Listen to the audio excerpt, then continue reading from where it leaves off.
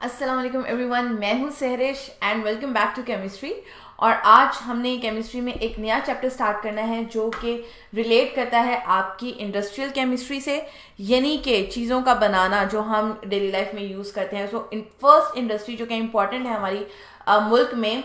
हमारा मुल्क आपको पता है कि ऑलमोस्ट 60% जो हमारी पॉपुलेशन है वो बिलोंग करती है एग्रीकल्चर डिपार्टमेंट से। चूंकि एग्रीकल्चर है हमें फसलें अच्छी उगानी है। अच्छी उगाने के लिए हमें कुछ आर्टिफिशियल उनको खाना देना है, ठीक है, फूड देना है। और जो आर्टिफिशियल फूड हम देते हैं वो होता है फर्टिलाइजर्स की फॉर्म में। आज हम पाकिस्तान की जो इंडस्ट्री डिस्कस करने वाले हैं वो है आपकी फर्टिलाइजर इंडस्ट्री। और फर्टिलाइजर इंडस्ट्री क्या है? ये आपके पास डिफरेंट टाइप ऑफ फर्टिलाइजर्स बनाती है जिनके डिफरेंट फ़वाइद हैं।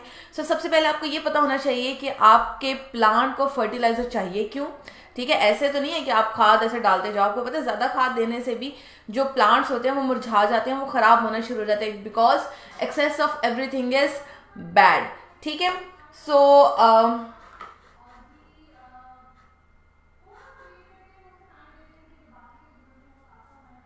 जी, वेट हो रहा है आप लोगों का कि आप लोग जल्दी से आएँ ताकि हम अपनी फर्टिलाइजर इंडस्ट्री को स्टार्ट कर सकें।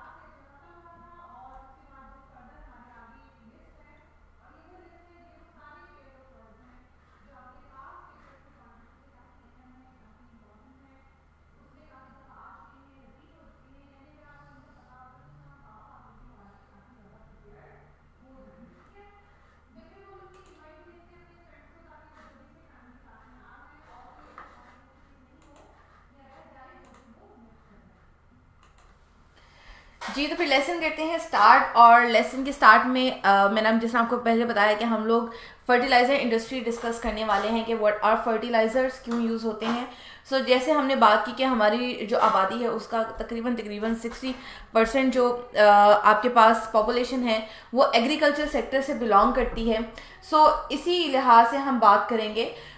हमारे पास फर्टिलाइजर चाहिए क्यों प्लांट्स को। आपको पता है कि जो प्लांट्स हैं वो ग्रो करते हैं जब उसको मिनरल्स मिलते हैं। आपके प्लांट में मैग्नीशियम का होना ज़रूरी है, जिंक का होना ज़रूरी है, सल्फर का होना ज़रूरी है। देयर आर डिफरेंट थिंग्स, ठीक है, जिसमें आपका अमीनो रहमान साकी हैं। और ये पूछे मैम ये न्यूक्लिक एसिड का टॉपिक नहीं किया है। बेटा बिल्कुल हमने न्यूक्लिक एसिड का टॉपिक किया है। अगर आप अपना लिपिड्स वाला लेक्चर देखो परसों का, उसके साथ हमने न्यूक्लिक एसिड का टॉपिक पढ़ चुके हैं। ठीक है, और उसके अलावा मैंने आपको ये भी कहा था कि if you want to understand it in more detail, आप इसकी और डिटेल लेना चाहते हो, हमारा बायो का एक टॉपिक था डीएनए से रिलेटेड। आप वो वाली वीडियो देख लो ताकि आपके जो छोटे छोटे कॉन्सेप्ट हैं वो क्लियर हो जाएं। ठीक है, वैसे अमीर रहमान हम ये टॉपिक कर चुके हैं। ठीक है, क्लियर होगी बात।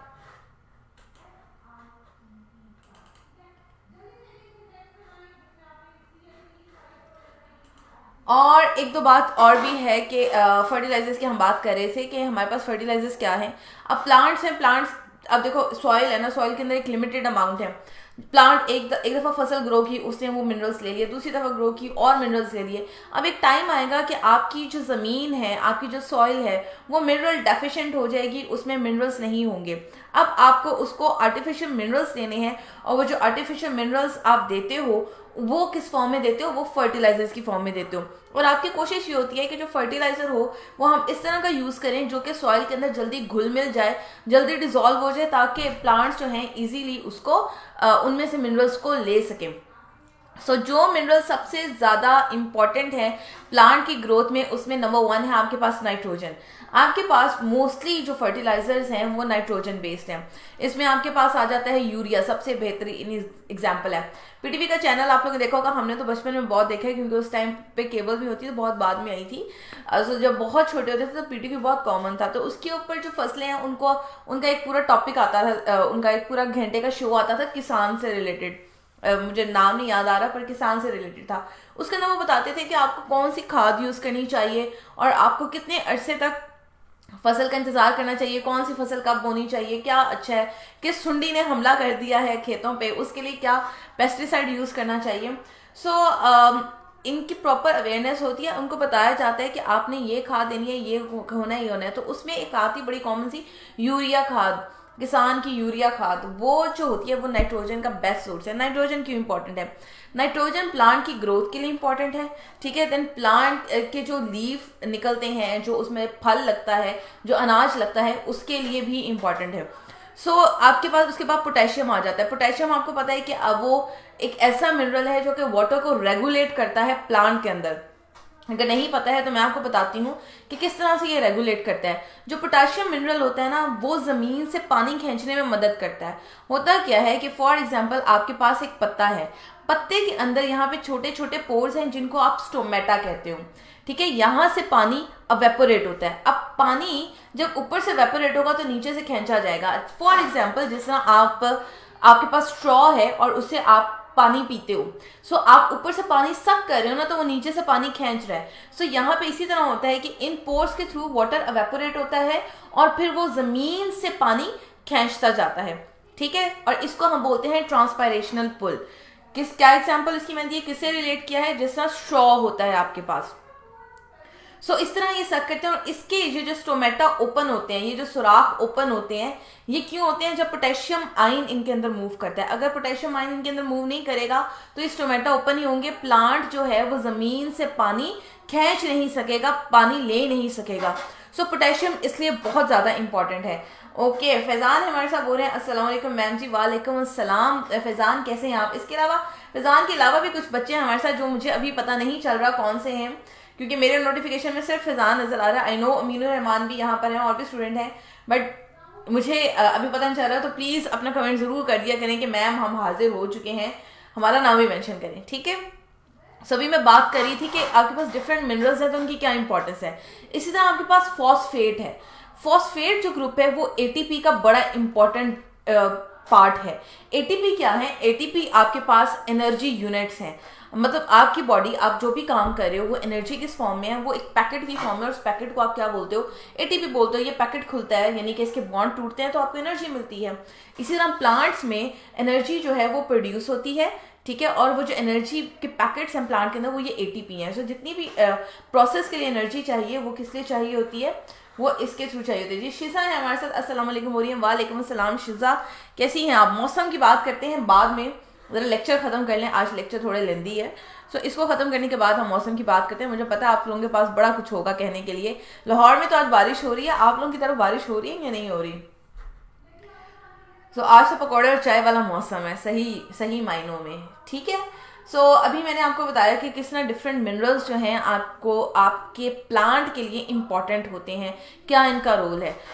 अब हम स्टार्ट करते हैं अपनी फर्टिलाइज़र इंडस्ट्री।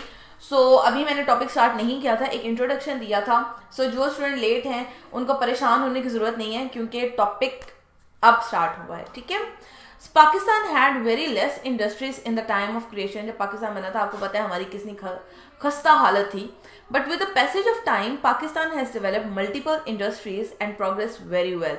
और उसके बाद पाकिस्तान ने तरक्की की। हाँ, उसके बाद जवाल भी आया, ठीक है। एक टाइम आया जब जो इंडस्ट्री थी वो बंद होगी, और ये पिछले दहाई में था, मतलब पिछले डिकेड में था, नॉट सेंचुरी में, पिछले डिकेड में, जब ना बिजली मुयसर थी। उसके अलावा जो फैसलाबाद के लोग हैं, आप लोगों को पता होगा, उसके आसपास के लोग हैं, जो टेक्सटाइल इंडस्ट्री थी वो मुकम्मल तौर पे बंद हो गई थी क्योंकि बिजली अवेलेबल नहीं होती थी। ये 2001 से 10 के दरमियान का वाक़या है। उस वक्त लाइट नहीं होती थी, बिजली नहीं होती थी, इंडस्ट्रीज बंद हो चुकी थी। वैसे पाकिस्तान ने बहुत तरक्की की, वो अलग बात है कि बाद में जो बेईमानियाँ स्टार्ट हो गई और रिश्वतें स्टार्ट हो गई, काम जो है वो अच्छे तरीके से नहीं हुआ, खालिस काम नहीं हुआ, जिसकी वजह से नुकसान हुआ हमें। पाकिस्तान इज एग्रेरियन इकोनॉमी, यानी क्या, एग्रीकल्चर रिलेटेड इकोनॉमी है। To a semi-chemical industry state, the heavy industry of Pakistan are iron, fertilizer, cement and paper. Karachi में सबसे बड़ी आयरन इंडस्ट्री है, ठीक है। उसके बाद फर्टिलाइजर इंडस्ट्री है, क्योंकि हम लोग किससे रिलेट करते हैं, हम लोग रिलेट करते हैं एग्रीकल्चर से। सीमेंट इंडस्ट्री है, पेपर इंडस्ट्री, ये सारी इंडस्ट्रीज हम पढ़ेंगे। आयरन की आप लोग पिछले साल पढ़ के आ चुके हो 9th-10th में। Pakistan is also manufacturing cotton जो पाकिस्तान जो है सबसे ज्यादा कॉटन उगा रहा है, ठीक है, silk, wool and exporting them to out of the country, उसको मुल्क से बाहर भेजता है, पैसे कमाता है। So similarly, crop yield in Pakistan has also increased due to development of fertilizers. Fertilizers क्या करें, आपके प्लांट को मिनरल्स दे रहे हैं, आपका प्लांट अच्छे से ग्रो कर रहा है। उसके अलावा फैजान, आज हम फर्टिलाइजर इंडस्ट्री डिस्कस कर रहे हैं, और अभी मैंने स्टार्ट किया है, देखो इंट्रोडक्शन लिखा हुआ है। इससे पहले मैंने सिर्फ आपको एक छोटी मोटी बातें थी वो डिस्कस की हैं आपके साथ कि क्यों फर्टिलाइजर इंपॉर्टेंट है। सो अर्लियर हिस्ट्री क्या है इसकी, agriculture has been one of the oldest industry known to man. पुराने जमाने में क्या होता था, वो जो किस तरह से वो खाद यूज करते थे, ये जो गोबर होता है इसको एज अ खाद यूज करते थे, क्योंकि इसके अंदर नाइट्रोजन होता था। सो अभी भी आप कहीं गांव में चले जाओ तो वो इसको एज अ खाद यूज करते हैं, फसलों में यूज करते हैं, प्लांट्स में यूज करते हैं। So manure is old organic fertilizer used as material used as fertilizer. Fertilizers are considered to have essential nutrients. अब वो essential nutrient 3 थे, मैंने आपको बताया। नाइट्रोजन प्लांट की ग्रोथ के लिए, ठीक है, फॉस्फेट प्लांट की एनर्जी के लिए, पोटेशियम प्लांट के पानी के लिए। सो ये 3 सबसे ज्यादा इंपॉर्टेंट है। सो ये आपके एसेंशियल न्यूट्रिएंट हैं जो कि आर्टिफिशियली हमें देने पड़ते हैं। होता क्या है, जब आप कोई भी फसल उगाते हो, सो प्लांट्स क्या करते हैं, वो मिनरल्स यूज कर लेते हैं, आहिस्ता आहिस्ता आपकी जमीन से वो मिनरल्स खत्म होना शुरू हो जाते हैं। सो उन मिनरल्स को बहाल करने के लिए, दोबारा ऐड करने के लिए हम क्या ऐड करवाते हैं, फर्टिलाइजर्स ऐड करवाते हैं, ठीक है। राना अली है। Rana Ali, welcome to our class. मैं हूँ सेरिश और मैं आपको पढ़ाती हूँ केमिस्ट्री, और आजकल हम पढ़ रहे हैं चैप्टर फर्टिलाइजर्स का, ठीक है जी। सो फर्टिलाइजर को आप डिफाइन कैसे करोगे, फर्टिलाइजर को आप इस तरह से डिफाइन करोगे that fertilizers are the substances added to the soil to make up the deficiency of essential elements like nitrogen, phosphorus and potassium for proper growth, ठीक है। ये 3 जो हैं ये सबसे ज्यादा इंपॉर्टेंट वन है। Then fertilizer enhance the natural fertility, जरखेजी। और जरखेजी कैसे आती है, जब आपकी जमीन में मिनरल मौजूद हो ऑफ द सॉइल, और replenish the chemical element taken up from the soil by previous crops. So इसके अलावा हमारे पास 2 तरह के न्यूट्रिएंट आ जाएंगे, एक आ जाएंगे मैक्रो न्यूट्रिएंट, एक आ जाएंगे माइक्रो न्यूट्रिएंट्स। सो आपके पास माइक्रो न्यूट्रिएंट्स कौन से हैं, वो जो आपको बहुत कम अमाउंट में चाहिए होते हैं, ठीक है, जिन प्लांट का गुजारा हो जाता है थोड़ी सी अमाउंट में, और उसकी अमाउंट होती है तकरीबन 6 ग्राम से 200 ग्राम पर एकड़, ठीक है। अब आप लोग मुझे ये बताओ कि आप लोगों को पता है 1 एकड़ में कितनी जमीन आती है, बल्कि आप लोगों से शेयर करो, समझ लो मुझे भी नहीं पता 1 एकड़ में कितनी जमीन आती है। तो 1 एकड़ में, हेक्टर जिसको बोलते हो, 1 एकड़ में कितनी जमीन आती है। होते हैं ना किसान बोलते हैं हमारे तो इतने कनाल, इतने एकड़ जमीन है, 200 एकड़ तो फलाना एकड़। सो कितने एकड़ क्या होता है हमारे पास, ठीक है, घरों के तो मरले होते हैं, एकड़ क्या होता है जमीनों में। सो माइक्रो न्यूट्रिएंट्स क्या है, the nutrient which are required in very small amount for the growth of plants, they are called as micro nutrient. Boron, copper, iron, manganese, zinc, molybdenum, chlorine, ये बहुत कम क्वांटिटी में चाहिए। और कितनी कम quantity में चाहिए, 6 ग्राम से लेकर 200 ग्राम तक। देन आपके पास आते हैं मैक्रो न्यूट्रिएंट, बड़े एलिमेंट्स जो कि ज्यादा अमाउंट में चाहिए होते हैं, जो कि किलो के हिसाब से चाहिए होते हैं, 5 किलो से लेकर 200 किलो पर एकड़ तक, ठीक है। 1 एकड़ इज इक्वल टू 20 मरला, फिर तो ये कनाल के बराबर हो गया ना। कनाल में भी ये नहीं होता, कनाल में 20 मरले नहीं होते, कि मुझे लग रहा है ज्यादा होता है, मैं कुछ मिक्स कर रही हूँ, मुझे लग रहा है मैंने किस चीज को मिक्स किया। कनाल और मरले में क्या फर्क है फैजान, वैसे आप ज्यादा अच्छी तरह बता सकते हो क्योंकि आपको एग्रीकल्चर में इंटरेस्ट भी है। सो 1 एकड़ कंसिस्ट ऑफ 8 कनाल्स। हाँ, तो जब 8 कनाल का है वो, सो इसमें ज्यादा मरले नहीं आएंगे, है ना।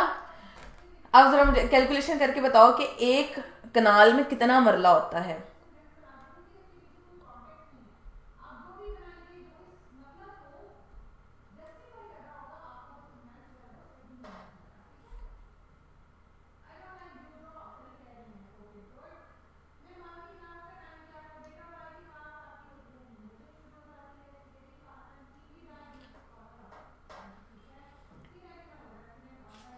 टू बी वेरी फ्रैंक मुझे ये नहीं पता कि एक कनाल में कितना मरला होता है, लेकिन अगर आप मुझे बता दो तो मेरी नॉलेज में इजाफा हो जाएगा, क्योंकि कनाल भी डिफरेंट होते हैं। कभी कभी कनाल में ठीक है जी 10 मरला भी कंसीडर करते हैं, कभी कभी 20 मरला कंसीडर करते हैं। ठीक है जी 20 मरला, फैजान ने कहा है कि 20 मरला एक कनाल होता है।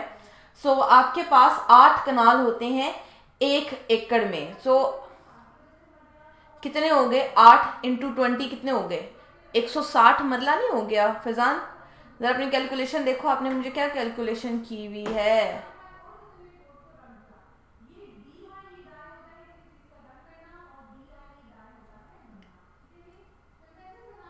1 एकड़ इज इक्वल टू 160 मरला। ठीक है।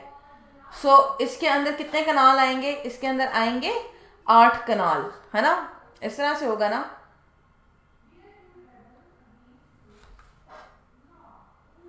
ठीक है, चलें जी, कैलकुलेशन हो गई है, फिजा ने हमें करके दे दी है। इसके अलावा हफ्सा थी हमारे साथ। कैसी हैं हफ्सा? आप कहाँ से हैं आप वैसे? और आजकल हम पढ़ रहे हैं केमिस्ट्री का चैप्टर फर्टिलाइजर्स का, अभी आज ही हमने स्टार्ट किया इंडस्ट्रीज से रिलेटेड। और आप किस कॉलेज में हैं, कौन से चैप्टर पे हैं? और डिसाइड्स हमारी कन्वर्सेशन में ना जाइएगा, अभी हम एकड़ डिस्कस कर रहे थे कि फसलें उगानी है, फर्टिलाइजर है, तो कितने एकड़ की ज़मीन होगी और कितना वो सब कुछ कितना फर्टिलाइजर हमें लगेगा। सो मैक्रो न्यूट्रिएंट्स हमें 5 kg से 200 kg चाहिए पर एकड़, और इसमें आपके पास आ जाता है नाइट्रोजन, फॉस्फोरस एंड पोटेशियम, ये और कैल्शियम। कैल्शियम इसलिए क्योंकि इसका यूज़ आज बताऊंगी। आपकी जो ज़मीन होती है उसमें सेमोथोर जिस तरह हो जाती है। शीज़ा ठीक है, आप ना करें ये। वैसे भी गर्ल्स को इतना इंटरेस्ट नहीं होता है इसमें, बॉयज़ को ज़रा ज़्यादा इंटरेस्ट होता है ये ज़मीनों में। सो अगर नहीं समझ आ रही छोड़ो, लेकिन ये ज़रूर याद रखना कि कितने पर एकड़ हमें कितनी अमाउंट चाहिए होती है। ठीक है, ये बस याद कर लो। सो चले जी, आपके फर्टिलाइजर की क्या खूबियाँ होनी चाहिए? पहली खूबी ये होनी चाहिए, हम यूज़ करें इतना पैसा लगा रहे हैं फर्टिलाइजर पे, सो पहले खूबी ये होनी चाहिए हमारे पास कि इसके पास न्यूट्रिएंट हो। जो न्यूट्रिएंट हमें चाहिए वो इसके अंदर हो। ठीक है, so it should have all nutrient. दूसरी है, it should B soluble in water, पानी के अंदर डिजोल्व होकर इजीली प्लांट इसको पिक कर ले। अगर ये पानी के अंदर डिजोल्व ही नहीं हो रहा, प्लांट इसको कैसे उठाएगा भाई?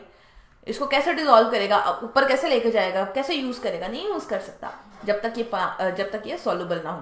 Then it should not injurious to plant, plant के लिए हार्मफुल ना हो, फ्रेंडली हो। लाइक प्लांट ने फर्टिलाइजर लिया, मर गया, फायदा हमें पैसे लगाने का, एक तो हमारी फसल खराब होगी और ऊपर से क्या हुआ, ऊपर से हमें नुकसान हो गया कि हमने फर्टिलाइजर पे इतना पैसा खर्च किया। ठीक है, अमीन रहमान, मैंने आपको मेन्योर बताया था। मेन्योर जो गले सड़े पत्ते होते हैं कभी हम वो भी यूज़ करते हैं क्योंकि उसके अंदर अच्छा ऑर्गेनिक मटेरियल होता है। और दूसरा ये जो गोबर वगैरह होता है इनको भी as a manure, as a खाद पुराने ज़माने में हम इसको यूज़ करते थे। ठीक है, सो हम इन चीज़ों को मिक्स करते हैं डिफरेंट क्वांटिटी में, और फिर हमारे पास वो जो लोकल खाद होती है जो पुराने गाँव में पुराने ज़माने में यूज़ होती थी वो है कि ये केमिकल वाली नहीं है, ये ऑर्गेनिक है, नेचुरल खाद जिसको आप बोलते हो। ठीक है, इट शुड बी चीप, महंगा नहीं होना चाहिए। क्यों? क्योंकि भाई हमने 5 kg से 200 kg पर एकड़, 1 एकड़ जमीन पे इतना ज्यादा यूज करना है तो महंगा तो नहीं ना होना चाहिए, नहीं तो नुकसान हो जाएगा। It should be stable under normal condition, ये ना हो कि रिएक्शन कर दे, कोई साइड रिएक्शन कर दे, हमारी फसलों को खराब कर दे। It should not change the pH of soil, ये बड़ा इंपॉर्टेंट है। आपकी जो सॉइल होती है ना उसकी जो पीएच है वो मेंटेन होनी चाहिए। क्यों? क्योंकि अगर आपकी सॉइल एसिडिक होगी फॉर एग्जांपल, प्लांट तो मरना शुरू हो जाएंगे। कल हमने बात की थी ना एंजाइम्स में कि जो एंजाइम्स होते हैं बड़े पीएच स्पेसिफिक होते हैं। सो वो उनको पीएच जो मिल रही है वो उस पर काम कर रहे हैं। लेकिन अगर आप सॉइल की पीएच चेंज कर दो तो अब प्लांट ने मरना शुरू हो जाना है। क्यों? क्योंकि उसके एंजाइम बनना शुरू हो जाएंगे। जब एंजाइम बनना शुरू हो जाएंगे तो रिएक्शन नहीं होगा, वो खाना नहीं बनाएगा, प्लांट डाई आउट कर जाएगा। So by water it should be converted into form which plant can intake. So ये बात हमने की थी सॉल्युबिलिटी इन वाटर में, कि should be soluble in water ताकि वो जो मिनरल्स बने हैं वो इसको इजीली अपटेक कर लें। अदरवाइज क्या होगा? अदरवाइज ये होगा कि वो प्लांट के लिए कोई फायदामंद नहीं है, वो आपकी ज़मीन में रह जाएंगे और वो किसी के लिए भी फायदामंद नहीं होंगे। तो अगर फायदामंद बनाना है तो फिर क्या करना है? प्लांट को इसको अपटेक करना चाहिए। ठीक है, उसके बाद है क्लासिफिकेशन। 3 इंपॉर्टेंट क्लासेस हैं इसकी। नाइट्रोजन फर्टिलाइजर हैं, फॉस्फेटिक फर्टिलाइजर हैं, पोटेशियम फर्टिलाइजर हैं। अब जरा आप लोग रिपीट करें, मैंने क्या क्या फायदा बताया। नाइट्रोजन क्यों जरूरी है, और क्या फॉस्फेट क्यों जरूरी है, और पोटेशियम क्यों जरूरी है। शीजा पूछे हैं सॉइल की क्या पूछा है शीजा? मेंटेन थोड़ी सी एसिडिक होती है, ठीक है, बिल्कुल अल्कलाइन नहीं होती है।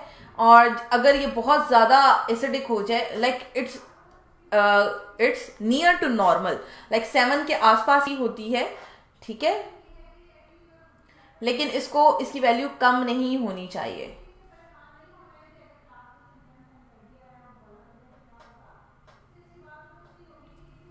लाइक आप कह लो 6.8 से 7.3 कुछ इस तरह होती है।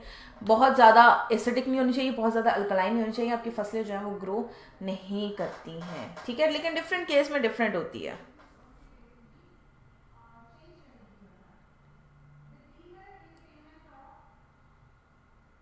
ठीक है, सो अभी मैंने क्वेश्चन ये पूछा है कि नाइट्रोजन का क्या फायदा है प्लांट को, पोटेशियम का क्या फायदा है प्लांट को, फॉस्फेट का क्या फायदा है प्लांट को।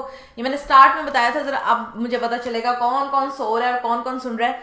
तो जल्दी से बताएं क्या फायदे हैं, फिर मैं तो डेफिनेटली एक्सप्लेन करूंगी, लेकिन अभी आप मुझे फैजान कह रहे हैं कि स्लाइटली रिपीट करवा दें। अच्छा, मैं करवा देती हूँ, ठीक है जी। शिजा ने हमें आंसर दिया एज यूजुअल, अच्छी सी हमारी बच्ची हैं। इन्होंने कहा कि पोटेशियम जो है वो वाटर के लिए बहुत ज़रूरी होता है, और फॉस्फेट जो होता है वो एनर्जी के लिए, और नाइट्रोजन जो होता है वो प्लांट ग्रोथ के लिए होता है। फैजान, हमने ये पढ़ा है आपके पास, अब मेरा गला जो बंद हो चुका है, हमारे पास फर्टिलाइजर इंडस्ट्री है, ठीक है। पाकिस्तान जब तरक्की कर रहा था तब हमारे पास इंडस्ट्रीज नहीं थी, लेकिन आहिस्ता आहिस्ता हमने इंडस्ट्रीज लगाना शुरू कर दी, हमारे पास पैसा आया। और उसके अलावा जो चूँकि हम जो हैं वो एग्रीकल्चर से बिलोंग करते हैं, ज़रूरी मुल्क हैं, सो हमारी एग्रीकल्चर जो सॉइल जो है वो बहुत ज़रखेज़ होनी चाहिए। सो उस ज़रखेज़ी के लिए हमने ये पढ़ा कि हमारे पास 2 तरह के मिनरल होते हैं जो प्लांट को चाहिए होते हैं। एक वो जो थोड़ी अमाउंट में चाहिए, और एक वो जो ज़्यादा अमाउंट में चाहिए। जो थोड़ी अमाउंट में चाहिए उनको हम बोलते हैं माइक्रो न्यूट्रिएंट, जो कि 6 से 500 मिलीग्राम चाहिए, सॉरी 200 ग्राम चाहिए होते हैं पर एकड़, जबकि बस मैक्रो न्यूट्रिएंट जो है वो 5 से 200 किलो तक चाहिए होते हैं पर एकड़। सो जो आपके पास थोड़ी अमाउंट में चाहिए उसमें आपके पास आ जाते हैं मोलिब्डेनम आ जाता है, जिंक आ जाता है, मैग्नीशियम, आयरन, कॉपर, जिंक ये आ जाते हैं। जो ज़्यादा अमाउंट में चाहिए वो इनसे रिलेट करते हैं, nitrogen, phosphorus, potassium and calcium, ठीक है। सो उसके बाद हमने ये डिस्कस किया कि आपके फर्टिलाइज़र की क्या क्या खूबियाँ होनी चाहिए। पहले खूबी सस्ता होना चाहिए, पानी के अंदर आसानी से डिज़ोल्व हो जाए, ताकि पानी के अंदर डिज़ोल्व होगा तो वो प्लांट के अंदर जाएगा ना, पानी के बगैर वो अंदर नहीं जाता है, पानी के अंदर डिज़ोल्व हो के प्लांट उसको उठाता है। फिर हमने बात की कि हार्मफुल नहीं होना चाहिए, प्लांट को कोई नुकसान नहीं पहुंचना चाहिए इसकी वजह से, ताकि प्लांट अच्छे से ग्रो करे, ठीक है। ये हमने चीज़ें डिस्कस की हैं, और अभी हम इसकी 3 क्लासेस को डिस्कस करें, जिसमें पहली है नाइट्रोजन फर्टिलाइजर, दूसरी है फॉस्फेटिक फर्टिलाइजर, और तीसरी है पोटेशियम फर्टिलाइजर, ठीक है। क्लियर है बात? चले जी, नाइट्रोजन फर्टिलाइजर, नाइट्रोजन की इंपॉर्टेंस गौर से सुने, ये क्वेश्चन इंपॉर्टेंट है नाइट्रोजन फर्टिलाइजर का, और ये क्वेश्चन आता है। ये यूरिया खाद, सोना यूरिया, जो पीटीवी पे बहुत कॉमन है, पाकिस्तान में सबसे मशहूर जो है ना वो ये वाली खाद है। दीज फर्टिलाइजर्स एसेंशियली मतलब है जरूरी, ठीक है। स्टूडेंट्स मेरी आपसे रिक्वेस्ट है, अगर आपको कोई ऐसा इंग्लिश का वर्ड जो है मुश्किल लग रहा हो आप प्लीज़ पूछ लिया करें, क्योंकि कभी कभी मुझे पता नहीं चलता कि आप लोग को समझ आ रही है नहीं आ रही, आपको ये वर्ड समझ आया या नहीं। प्लीज़ अगर आप लोग पूछ लेंगे ना तो आपका तो भला होगा, क्या पता आपके साथ वालों का भी भला हो जाए, ठीक है। So the fertiliser supply nitrogen to plant और सॉइल। नाइट्रोजन इज रिक्वायर्ड, ज़रूरत होती है during early stages of plant growth, जब प्लांट ग्रो कर रहा होता है, जब उसमें से पत्ते शत्ते निकल रहे होते हैं। ओके, शिजा कह रही है कैल्शियम और सल्फर की क्या इंपॉर्टेंस है, क्योंकि ये एंजाइम्स का पार्ट है इसलिए भी चाहिए। दूसरा, कैल्शियम जो होता है आपकी जो सॉइल होती है वो बहुत जल्दी एसिडिक हो जाती है, क्योंकि आपको पता है जो हमारे यहाँ बारिशें होती हैं वो खालिश तो होती नहीं बारिशें, वो अमूमन एसिडिक होती हैं। तो ये क्या करते हैं, ये वाटर के साथ मिलकर कैल्शियम हाइड्रोक्साइड बनाता है। सो ये जो एसिड के इफेक्ट को न्यूट्रलाइज करता है, आपकी सॉइल के पीएच को मेंटेन रखता है, ठीक है शिजा। सो नेक्स्ट बात है, it is the main constituent of protein. Nitrogen आपको पता है, अमाइनो एसिड का स्ट्रक्चर आपको पता है कि एक साइड पे NH2 होता है, इसलिए प्रोटीन में बड़ा इंपॉर्टेंट है। Which impart green colour to leaves, और ये उस प्रोटीन में प्रेजेंट है जो कि लीव्स को ग्रीन कलर देता है। फैजान कह रहे हैं मैम ये मैं अभी लेके आया हूँ सोना यूरिया, हाँ ये सबसे मशहूर है, ब्रांड है भाई पाकिस्तान का। इट इनहेंस यील्ड, आपकी जो फसल है उसको बढ़ाती है, इनहेंस होता है बढ़ाना, यील्ड जो पैदावार को बढ़ाती है, एंड क्वालिटी ऑफ प्लांट, और प्लांट की जो क्वालिटी है वो भी अच्छी होती है। सो एग्जांपल है यूरिया और अमोनिया, ठीक है। सो यूरिया तो आपको पता है, दूसरा है अमोनियम नाइट्रेट, अमोनिया। अमोनिया अमूमन जो है वो लिक्विड फॉर्म में होता है और बिल्कुल पानी की तरह, और इसको इसी तरह से स्प्रे किया जाता है, यहाँ से यहाँ से यहाँ से, इस तरह ये ट्रैक्टर घूमता जाता है और ये पूरे खेत में इसको स्प्रे कर दिया जाता है। It do not produce acidity in soil, soil में एसिडिटी नहीं करता, क्योंकि वैसे ही अमोनिया क्या होता है, ये अमोनियम हाइड्रोक्साइड में कन्वर्ट होता है और ये रिवर्सिबल है इनटू अमोनिया एंड वाटर। ठीक है। It can be applied directly to soil, ये सॉइल के ऊपर ऐसे ही छिड़क दिया जाता है, स्प्रे किया जाता है इसका। It contain 82% nitrogen. ठीक है, 82% नाइट्रोजन है इसके अंदर, और उसके बाद 6 इंच बिलो सॉइल में ये लगाया जाता है। क्योंकि ये जल्दी अवेपोरेट हो जाता है, सो उस अवेपोरेशन को बचाने के लिए इसको सॉइल के अंदर इंजेक्ट किया जाता है, ताकि ये जल्दी अवेपोरेट ना हो और फसल के लिए फायदेमंद हो। ठीक है। देन नेक्स्ट आपके पास यूरिया। यूरिया जो है, यूरिया का पहले तो फार्मूला पता होना चाहिए, C+O NH2 एंड NH2, ये है यूरिया का formula. So urea is high quality nitrogen fertiliser, सबसे मशहूर है। ऐसे ही फेंकते हैं वैसे वो लोग, ऐसे पकड़ा होता है, ऐसे ऐसे फेंकते हैं किसान जो होते हैं, बड़े मजे का वैसे सीन होता है, लेकिन वो इतनी मेहनत कर रहे होते हैं, हम लोगों के लिए बड़ा वो इंटरेस्टिंग सीन लग रहा होता है, अदरवाइज इसमें बहुत मेहनत I know. Then it contains 46% nitrogen and is most concentrated solid nitrogen fertilizer. Fizaan पूछे इंजेक्ट कैसे करते हैं, फिजान 1 मिनट के बाद मैं बताती हूँ आपको। It is most widely use in Pakistan, it is available in solid state.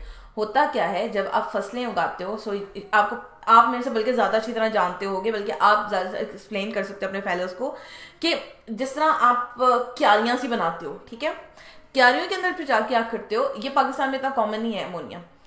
क्यारियों में आप जहां जहां से गुजरे हो वहां पे जो भी उसकी डिवाइस है, ये जो सिलेंडर लेके जाता है, सिलेंडर के अंदर अमोनिया होता है, ये वहां पे जाके क्यारियों के ऊपर ऐसे खड़ी होती है। ठीक है। देन इसके अंदर से कुछ इंजेक्शंस निकलते हैं। ठीक है, वो इंजेक्शंस जाते हैं सॉइल के अंदर, और वो सॉइल के अंदर जाके इसको इंजेक्ट करवा देते हैं उसकी अमाउंट को। फिर जब वहां पे जितनी जितनी अमाउंट उन्होंने इतनी इतनी देनी होती है, वो इंजेक्ट करवाते हैं। फिर नेक्स्ट आते हैं, क्योंकि ये ऑटोमेटिक मशीनरी ऑपरेटेड है, इसलिए इंसान को उतर के नहीं अलग अलग इंजेक्शन देना पड़ता, वो मशीन से ही वो छोटे छोटे पाइप्स निकलते हैं ढेर सारे, वो उतनी लेन को, उतनी क्यारी को वो अमोनिया की इंजेक्शन लगाते हुए आगे बढ़ते जाते हैं। ठीक है। देन नेक्स्ट है अमोनिया की यूरिया की प्रिपरेशन।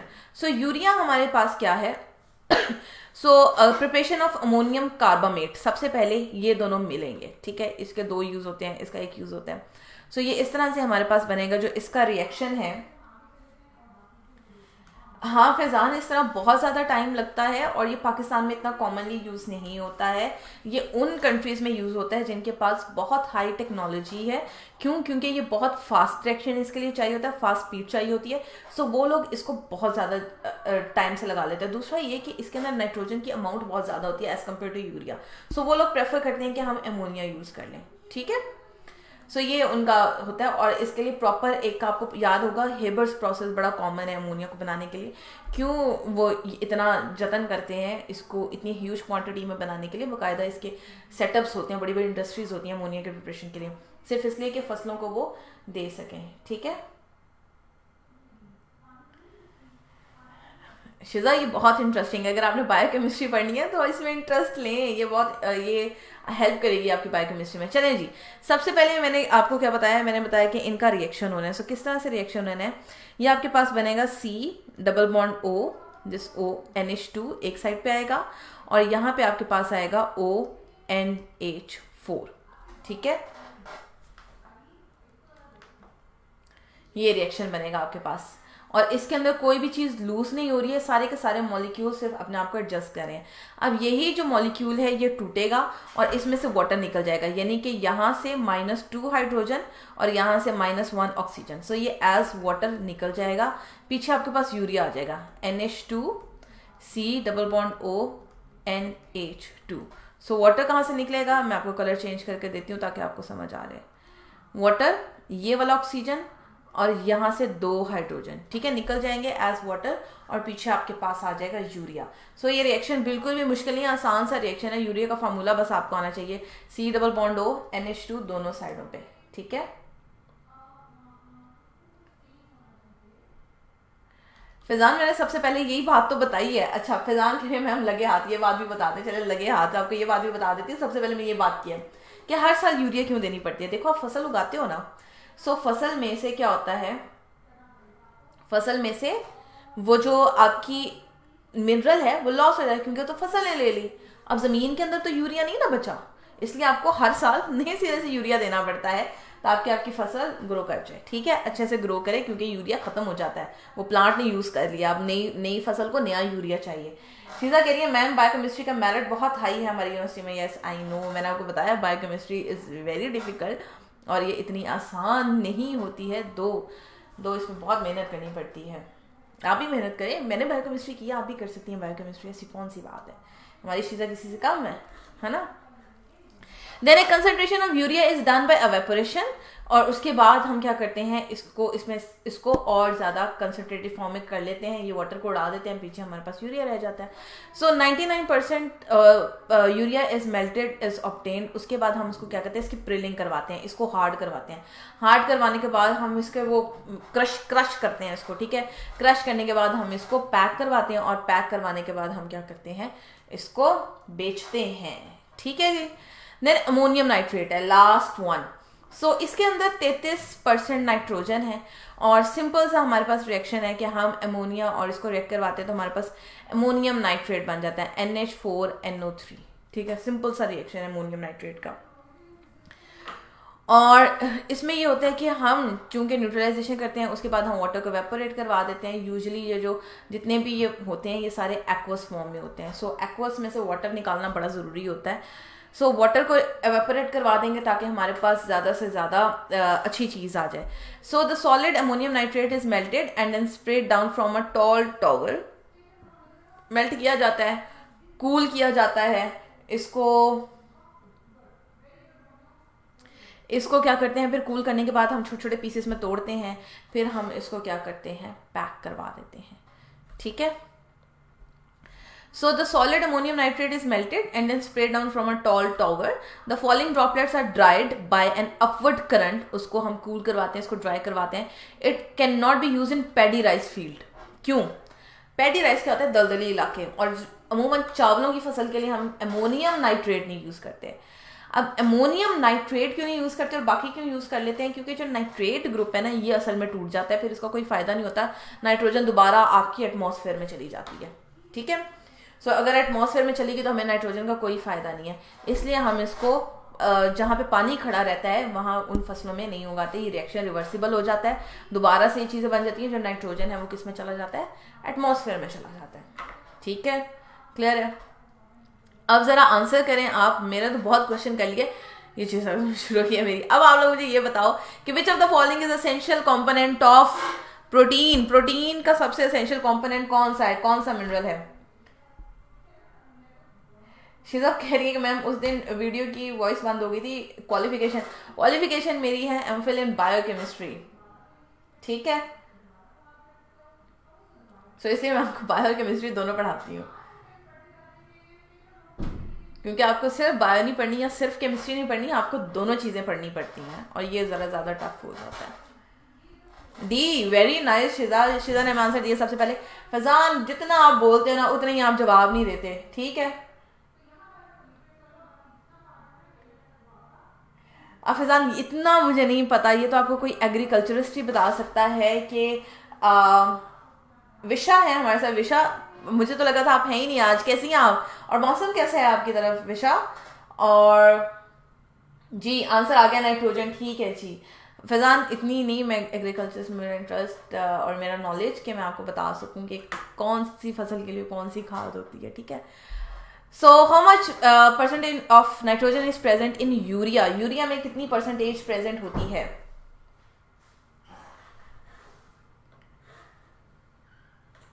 नहीं फैजान आप कमेंट लेट नहीं पहुंचते हैं, आपका इंटरनेट स्लो है, लोग जल्दी जल्दी कमेंट कर देते हैं। जल्दी से बताएं कि यूरिया में कितने प्रेजेंट होती है परसेंटेज।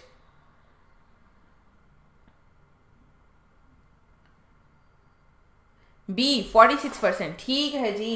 एज ओ फैजान ने सबसे पहले आंसर किया, नाइस, चलिए जी, नेक्स्ट वन है, which of the following is not the property of fertiliser. कौन सी प्रॉपर्टी इसमें से नहीं है? और विषय कह रही है फैसलाबाद में बारिश हो रही है। ग्रेट, यहाँ भी बारिश हो रही है, लाहौर में थोड़ी ठंड बढ़ने वाली है। अभी भी आप लोग लॉन जैसा गर्मियों वाले कपड़े, गर्मियों वाले कपड़े पहनते हो या कोई एहतियात करना शुरू की है आप लोगों ने? विशा, इस दफा विशा फर्स्ट आ गई हैं जी। विशा ने कहा है B is the right answer, it should not ignite easily. ठीक है, जल्दी से आग ना लग जाइए और फसलें तबाह हो जाएं। ठीक है, फिजान ने भी आंसर दे दिए। ठीक है जी, लेक्चर करते हैं यही खत्म। कल हम पढ़ेंगे फॉस्फेटिक एंड पोटेशियम फर्टिलाइजर। अपना बहुत ख्याल रखें, मौसम इंजॉय करें। अभी ब्रेक है, जल्दी से पकौड़े और समोसे और चाय पी कर आएँ और मिलते हैं हम फिर बायो की क्लास में। अल्लाह हाफिज़। और कुछ लोगों को सर मिलेंगे मैथ्स की क्लास में।